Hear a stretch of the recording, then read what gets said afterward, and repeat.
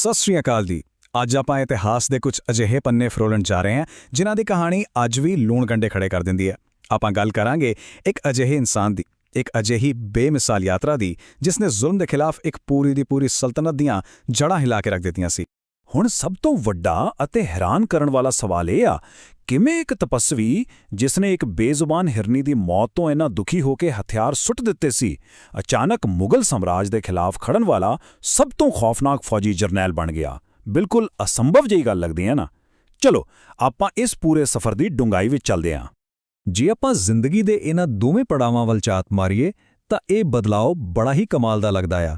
ਇੱਕ ਪਾਸੇ ਲక్ష్మణ ਦੇਵ ਜਾਂ ਮਾਧੋ ਦਾਸ, ਜੋ ਬਿਲਕੁਲ ਸ਼ਾਂਤ, ਸ਼ਾਕਾਹਾਰੀ ਅਤੇ ਦੁਨੀਆ ਤੋਂ ਵੱਖ ਰਹਿਣ ਵਾਲਾ ਸਾਧੂ ਆ, ਤੇ ਦੂਜੇ ਪਾਸੇ ਬੰਦਾ ਸਿੰਘ ਬਹਾਦਰ, ਜੋ ਇੱਕ ਅਨੁਸ਼ਾਸਿਤ ਸਿਪਾਹੀ ਤੇ ਹਜ਼ਾਰਾਂ ਦੀ ਹਥਿਆਰਬੰਦ ਫੌਜ ਦਾ ਮਹਾਨ ਨੇਤਾ ਬਣ ਕੇ ਉੱਭਰਿਆ।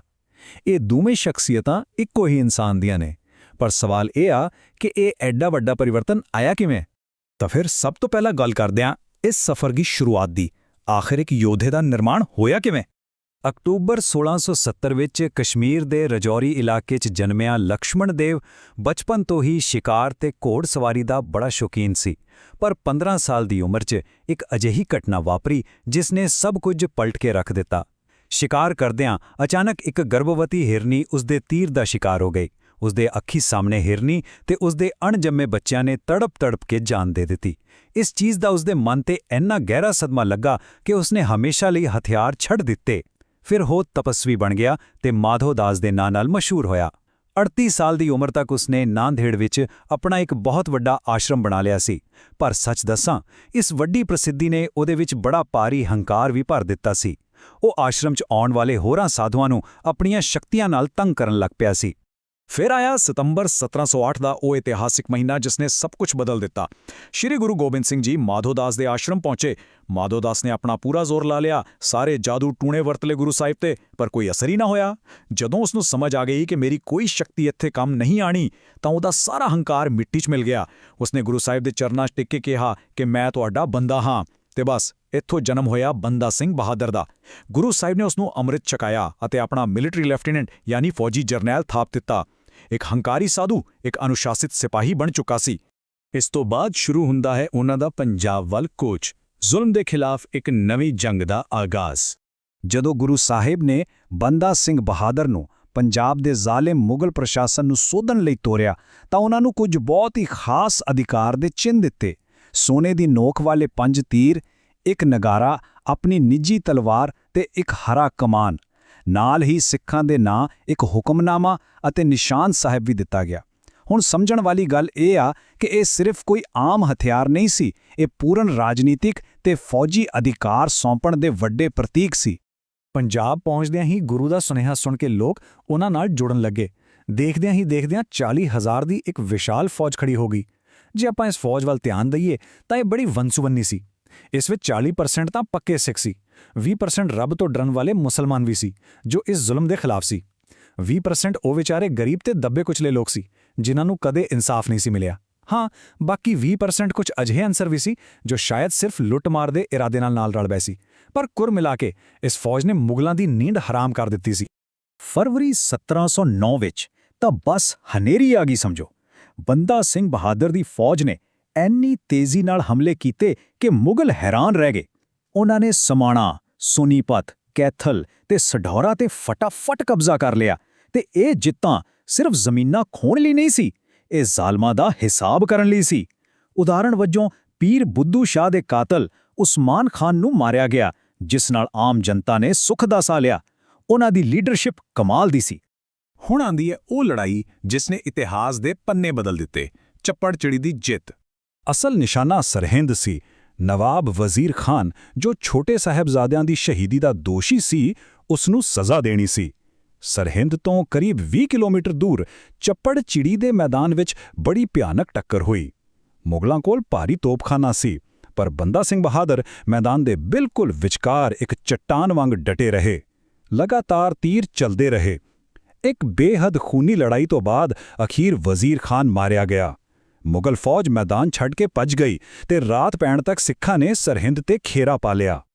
ਅਗਲੇ ਦਿਨ ਜਦੋਂ ਸਰਹਿੰਦ ਦਾ ਕਿਲਾ ਫਤਿਹ ਕੀਤਾ ਤਾਂ ਪਤਾ ਸਰਕਾਰੀ ਖਜ਼ਾਨੇ 'ਚੋਂ ਕੀ ਮਿਲਿਆ? ਪੂਰੇ 2 ਕਰੋੜ ਰੁਪਏ। ਉਸ ਜ਼ਮਾਨੇ 'ਚ ਇਹ ਬਹੁਤ ਹੀ ਵੱਡੀ ਰਕਮ ਸੀ। ਪਰ ਇੱਥੇ ਨੋਟ ਕਰਨ ਵਾਲੀ ਸਭ ਤੋਂ ਅਹਿਮ ਗੱਲ ਇਹ ਆ ਕਿ ਇੰਨੇ ਵੱਡੇ ਬਦਲੇ ਤੇ ਜਿੱਤ ਦੇ ਬਾਵਜੂਦ ਬੰਦਾ ਸਿੰਘ ਬਹਾਦਰ ਨੇ ਇਨਸਾਫ ਨਹੀਂ ਛੱਡਿਆ। ਸਖਤ ਆਦੇਸ਼ ਸੀ ਕਿ ਕਿਸੇ ਵੀ ਮਸਜਿਦ, ਮਦਰਸੇ, ਕਬਰ ਜਾਂ ਕਿਸੇ ਵੀ ਬਜ਼ੁਰਗ, ਔਰਤ ਤੇ ਬੱਚੇ ਨੂੰ ਕੋਈ ਨੁਕਸਾਨ ਨਾ ਪਹੁੰਚਾਇਆ ਜਾਵੇ। ਇਹ ਇੱਕ ਸੱਚੀ ਆਗੂ ਦੀ ਨਿਸ਼ਾਨੀ ਆ। ਜਿੱਤਾਂ ਤੋਂ ਬਾਅਦ ਸ਼ੁਰੂ ਹੋਇਆ ਇੱਕ ਨਵਾਂ ਦੌਰ, ਪਹਿਲੇ ਸਿੱਖ ਰਾਜ ਦੀ ਸਥਾਪਨਾ ਦਾ। ਬੰਦਾ ਸਿੰਘ ਬਹਾਦਰ ਸਿਰਫ ਇੱਕ ਲੜਾਕੇ ਯੋਧੇ ਨਹੀਂ ਸੀ, ਉਹ ਬਹੁਤ ਕਮਾਲ ਦੇ ਪ੍ਰਸ਼ਾਸਕ ਵੀ ਸੀ। ਉਹਨਾਂ ਨੇ ਮੁਖਲਿਸਗੜ੍ਹ ਨੂੰ ਆਪਣੀ ਰਾਜਧਾਨੀ ਬਣਾਇਆ ਤੇ ਨਾਂ ਰੱਖਿਆ ਲੋਹਗੜ੍ਹ। ਖਾਲਸਾ ਰਾਜ ਦੀ ਨੀਂਹ ਰੱਖੀ ਤੇ ਗੁਰੂ ਨਾਨਕ ਦੇਵ ਜੀ ਅਤੇ ਗੁਰੂ ਗੋਬਿੰਦ ਸਿੰਘ ਜੀ ਦੇ ਨਾਮ ਤੇ ਆਪਣੇ ਸਿੱਕੇ ਜਾਰੀ ਕੀਤੇ। ਉਹਨਾਂ ਦੇ ਰਾਜ ਦੀ ਸਾਲਾਨਾ ਆਮਦਨ 52 ਲੱਖ ਰੁਪਏ ਸੀ। ਪਰ ਉਹਨਾਂ ਦਾ ਸਭ ਤੋਂ ਇਨਕਲਾਬੀ ਕਦਮ ਪਤਾ ਕੀ ਸੀ? 12 ਮਈ 1710 ਨੂੰ ਸਦੀਆਂ ਪੁਰਾਣੀ ਜ਼ਮੀਂਦਾਰੀ ਪ੍ਰਣਾਲੀ ਦਾ ਖਾਤਮਾ। ਜ਼ਮੀਨਾਂ ਦੀ ਮਾਲਕੀ ਸਿੱਧੀ ਉਹਨਾਂ ਗਰੀਬ ਕਿਸਾਨਾਂ ਨੂੰ ਦੇ ਦਿੱਤੀ ਜੋ ਅਸਲ 'ਚ ਉੱਥੇ ਹਲ ਵਾਹੁੰਦੇ ਸੀ। ਇਹ ਬਰਾਬਰੀ ਵੱਲ ਬਹੁਤ ਵੱਡਾ ਕਦਮ ਸੀ।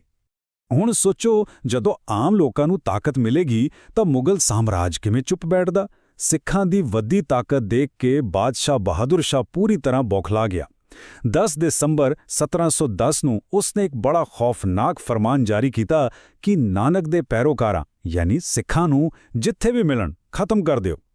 ਇਹ ਆਦੇਸ਼ ਸਿੱਧਾ ਦੱਸਦਾ ਹੈ ਕਿ ਮੁਗਲ ਹਕੂਮਤ ਅੰਦਰੋਂ ਕਿੰਨੀ ਬੁਰੀ ਤਰ੍ਹਾਂ ਘਬਰਾ ਚੁੱਕੀ ਸੀ ਤੇ ਇੱਥੋਂ ਇਤਿਹਾਸ ਦੇ ਇੱਕ ਬਹੁਤ ਹੀ ਕਾਲੇ ਦੌਰ ਦੀ ਸ਼ੁਰੂਆਤ ਹੋਈ। ਇੱਥੋਂ ਸ਼ੁਰੂ ਹੁੰਦਾ ਹੈ ਉਹਨਾਂ ਦੇ ਜੀਵਨ ਦਾ ਆਖਰੀ ਤੇ ਸਭ ਤੋਂ ਦੁਖਦਾਈ ਪਰ ਮਾਣਮੱਤਾ ਪੜਾਅ, ਘੇਰਾਬੰਦੀ ਅਤੇ ਸ਼ਹਾਦਤ। ਦਿੱਲੀ ਤਖਤ ਤੇ ਫਰੁਖਸੀਅਰ ਦੇ ਬੈਠਦਿਆਂ ਹੀ ਸਿੱਖਾਂ ਤੇ ਹਮਲੇ ਹੋਰ ਵੀ ਤੇਜ਼ ਹੋ ਗਏ। 1713 ਤੱਕ ਸਿੱਖਾਂ ਨੂੰ ਮੈਦਾਨੀ ਇਲਾਕੇ ਛੱਡ ਕੇ ਪਹਾੜਾਂ ਵੱਲ ਜਾਣਾ ਪਿਆ। ਫਿਰ 1715 ਵਿੱਚ ਗੁਰਦਾਸ ਨੰਗਲ ਵਿਖੇ ਬੰਦਾ ਸਿੰਘ ਬਹਾਦਰ ਅਤੇ ਉਹਨਾਂ ਦੇ ਕਰੀਬ 4000 ਸਾਥੀਆਂ ਨੂੰ ਚਾਰੇ ਪਾਸਿਓਂ ਘੇਰ ਲਿਆ ਗਿਆ। ਮੁਗਲ ਕਮਾਂਡਰ ਅਬਦੁਸ ਸਮਦ ਖਾਨ ਨੇ ਬਾਹਰੋਂ ਰਾਸ਼ਨ ਪਾਣੀ ਸਭ ਬੰਦ ਕਰ ਦਿੱਤਾ। ਅੰਤ ਵਿੱਚ ਦਸੰਬਰ 1715 ਵਿੱਚ ਮੁਗਲਾਂ ਨੇ ਝੂਠੀਆਂ ਕਸਮਾਂ ਖਾਧੀਆਂ ਕਿ ਦਰਵਾਜ਼ਾ ਖੋਲ੍ਹ ਦਿਓ, ਅਸੀਂ ਕਿਸੇ ਦੀ ਜਾਨ ਨਹੀਂ ਲਵਾਂਗੇ।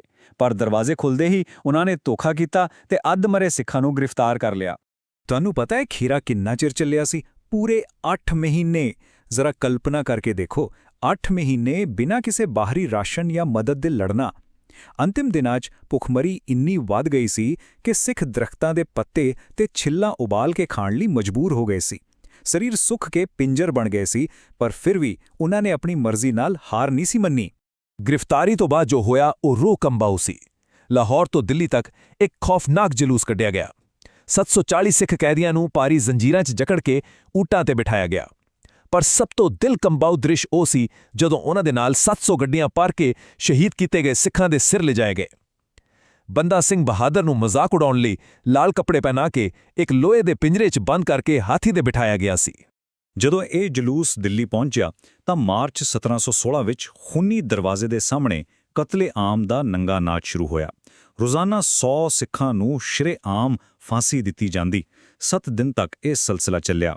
ਪਰ ਇਤਿਹਾਸ ਦੇ ਪੰਨੇ ਇਸ ਗੱਲ ਦੇ ਗਵਾਹ ਨੇ ਕਿ ਮੌਤ ਬਿਲਕੁਲ ਸਾਹਮਣੇ ਖੜੀ ਹੋਣ ਦੇ ਬਾਵਜੂਦ, ਇੰਨੇ ਉਪਮਾਨ ਦੇ ਬਾਵਜੂਦ ਕਿਸੇ ਵੀ ਇੱਕ ਸਿੱਖ ਦੇ ਚਿਹਰੇ ਤੇ ਨਿਰਾਸ਼ਾ, ਡਰ ਜਾਂ ਪਛਤਾਵਾ ਨਹੀਂ ਸੀ। ਉਹ ਅਡੋਲ ਰਹੇ। ਤੇ ਅਖੀਰ 9 ਜੂਨ 1716 ਦਾ ਦਿਨ ਆਇਆ। ਬਾਬਾ ਬੰਦਾ ਸਿੰਘ ਬਹਾਦਰ ਦੀ ਸ਼ਹਾਦਤ ਦਾ ਸਮਾਂ। ਉਹਨਾਂ ਨੂੰ ਇਸਲਾਮ ਕਬੂਲਣ ਜਾਂ ਮੌਤ ਚੁਣਨ ਲਈ ਕਿਹਾ ਗਿਆ ਤੇ ਉਹਨਾਂ ਨੇ ਬਿਨਾਂ ਝਿਜਕ ਮੌਤ ਨੂੰ ਚੁਣਿਆ।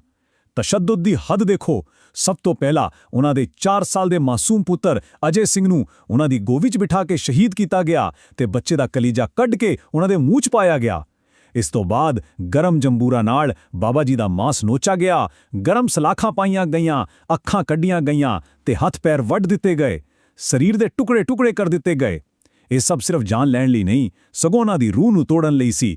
ਪਰ ਇੰਨੀ ਅਸਹਿ ਪੀੜ ਦੇ ਬਾਵਜੂਦ ਉਹ ਆਖਰੀ ਸਾਹ ਤੱਕ ਬਿਲਕੁਲ ਸ਼ਾਂਤ ਅਤੇ ਅਡੋਲ ਰਹੇ। ਹੁਣ ਅੰਤ ਵਿੱਚ ਸੋਚਣ ਵਾਲੀ ਗੱਲ ਇਹ ਆ ਕਿ ਆਖਿਰ ਉਹ ਕਿਹੜੀ ਅੰਦਰੂਨੀ ਤਾਕਤ ਹੁੰਦੀ ਆ, ਉਹ ਕਿਹੜਾ ਅਟੁੱਟ ਵਿਸ਼ਵਾਸ ਹੁੰਦਾ ਆ ਜਿਹੜਾ ਇੱਕ ਇਨਸਾਨ ਨੂੰ ਇੰਨਾ ਵੱਡਾ ਸਰੀਰਕ ਵਿਨਾਸ਼ ਸਹਿਣ ਦੇ ਬਾਵਜੂਦ ਆਪਣੇ ਅਸੂਲਾਂ ਤੋਂ ਡੋਲਣ ਨਹੀਂ ਦਿੰਦਾ।